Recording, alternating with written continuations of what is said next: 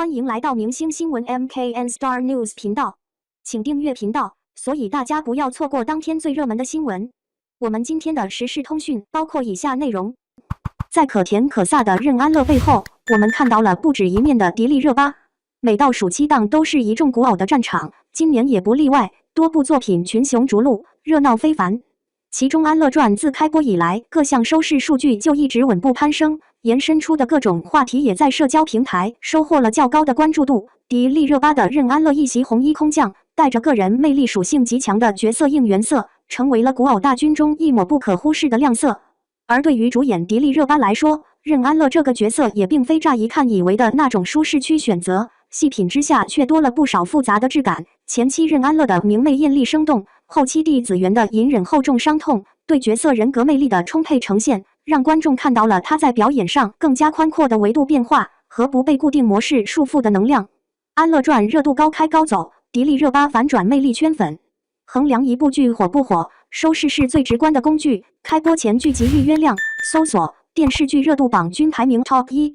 开播后会员更新26天，热度一直高开高走，站内热度连续21天过万，表现十分优异。随着乐中带虐的剧情渐入高潮，女主角双重身份的反转魅力也越发的深入人心，吸引了一波又一波的观众加入到追剧的行列当中。自7月15日开始，《安乐传》的网络播放指数大部分时间都稳定在80以上，展现出了不俗的用户粘性。在《安乐传》收视飘红的基础上，迪丽热巴的个人表现也非常的亮眼。她饰演的任安乐帝子元人气一路高歌猛进，冲上了 Blinkage 剧集角色新媒体指数榜 TOP1，以实打实的数据佐证了观众对这个人物的认可度，以及迪丽热巴作为演员的塑造能力和扛剧能力。并且就在不久之前，迪丽热巴饰演的《公诉中的安妮》一角也冲进了 Blinkage 剧集角色新媒体指数榜 TOP2 所有女性角色中的第1名。虽然是完全不同的题材，但其演员号召力均具可见。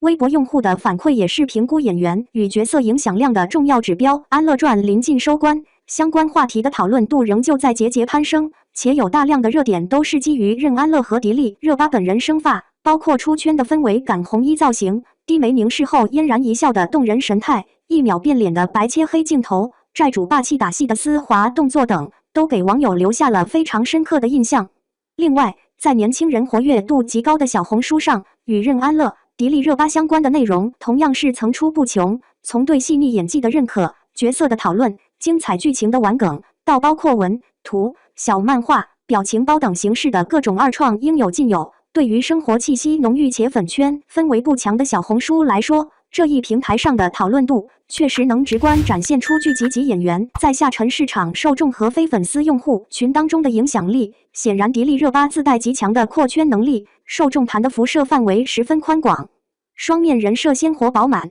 丝滑切换令人眼前一亮。《安乐传》开播上线之后，从很多评论反馈中可见，任安乐的人设可以说打破了一般流水线古偶中常见的同质化。迪丽热巴以极具生命力的明艳形象亮相，以无所顾忌的生猛角色个性闯入观众视野，张力十足，辨识度极高。而随着剧情展开，其 A-B 面极致反差的角色设定和表演魅力，双重身份一明一暗上演戏中戏，更是令观众眼前一亮。A 面作为任安乐的她，既是坐拥3万水师的大当家，也是俏皮可爱的显眼包美女，一见到太子寒夜就非她不嫁，疯狂输出虎狼之词。她的存在让该剧立刻就有了轻松幽默的氛围。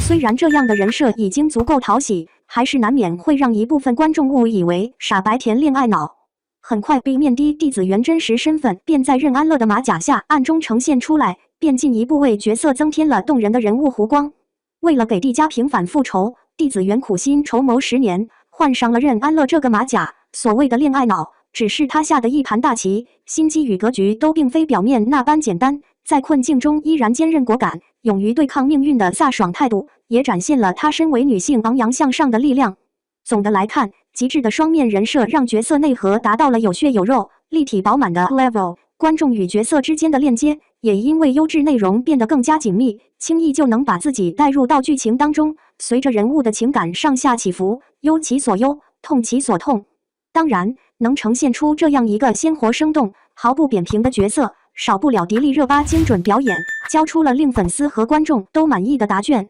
从迪丽热巴对角色 A B 面 D 转换表演上，可见她下功夫认真吃透了角色的内在心理逻辑，站在人物的立场上去深刻理解他的每一次选择、每一个反应，从肢体动作、台词、微表情等细节入手，把角色身上的双重身份处理得可圈可点，既拿捏住了任安乐灵气十足、活泼外放、自然不做作等特点，也把帝子元的英姿飒爽、运筹帷幄刻画得丝丝入扣。特别是当两个马甲随着情境需要微妙切换的时候，迪丽热巴的表现尤其亮眼。上一秒还是嘻嘻哈哈、玩世不恭的任安乐，下一秒就可以变成认真严肃的帝子元，分寸之间的掌控力备受观众好评。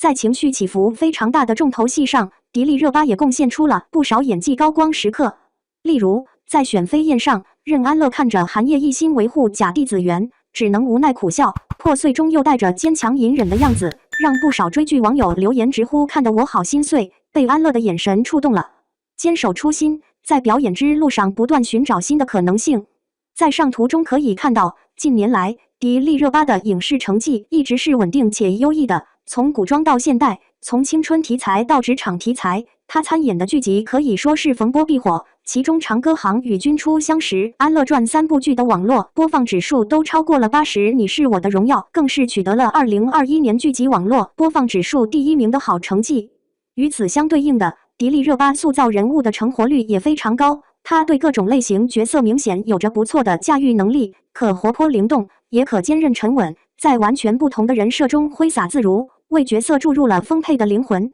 因此大部分角色热度都经久不散，具有不错的长线效应。就拿刚刚收官不久的公诉来说，迪丽热巴把女主安妮一角处理的层次分明，既有工作中的雷厉风行、坚韧严谨，也有生活中的搞笑可爱、接地气。众所周知，台词量大、术语多是政法题材剧在表演上的难点。公诉播出的过程中，迪丽热巴的原声台词也为观众带去了不小的惊喜，不仅吐字清晰有力，情绪饱满，循序渐进的流畅节奏也是可圈可点，间接促成了不少高燃的庭审名场面，也立住了安妮行走的法典的人设。可以说，公诉充分展现了迪丽热巴对此类证据的驾驭能力和表演上极为宽广的可能性，在合适的时间点出现，为她的演艺生涯增添了更多向上、向前的向度。2023年上半年时间，迪丽热巴交出《公诉》和《安乐传》2部截然不同的作品，可以看出，作为演员，她在保持着扎实、稳健的前进脚步的同时，